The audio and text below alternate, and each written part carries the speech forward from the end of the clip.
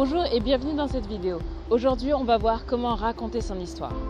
Je m'appelle Claude Eugénie et si vous ne me connaissez pas, j'accompagne les entrepreneurs à parler en public et à avoir un message captivant et inspirant. Je ne sais pas si c'est votre cas, mais je suis partie à des séminaires et des conférences récemment et certains orateurs voient les choses comme ça. Ils se disent tiens, je vais faire un témoignage de ma vie, un témoignage de ce que j'ai fait. Ce que je vous invite à faire, c'est d'éviter de penser les choses comme un témoignage. Vous êtes conférencier, vous êtes entrepreneur, vous êtes là pour expliquer ce que vous avez fait, mais avec quelques techniques particulières. Est-ce que vous avez tendance à dire, voilà, en 1995, j'ai eu mon bac, après j'ai fait une école de commerce et après j'ai eu des difficultés. Est-ce que vous êtes du style à présenter comme ça?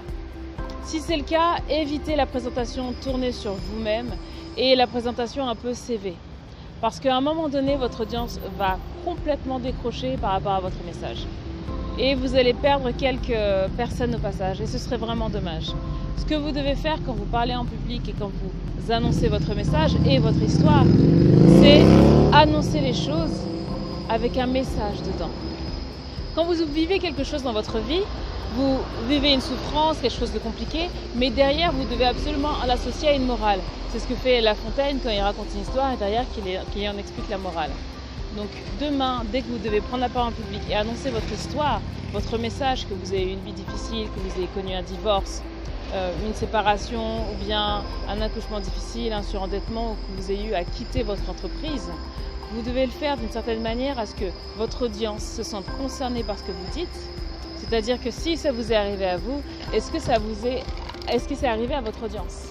Vous devez impérativement leur poser la question et retourner un petit peu votre histoire dans leur propre vie pour que eux ils se sentent concernés.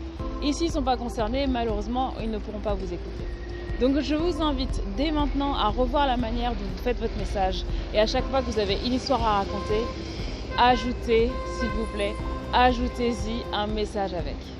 Je vous remercie. Pensez à liker la vidéo, posez-moi vos questions si vous avez d'autres sujets dont vous souhaitez que je parle et je vous retrouve dans une prochaine vidéo. Au revoir.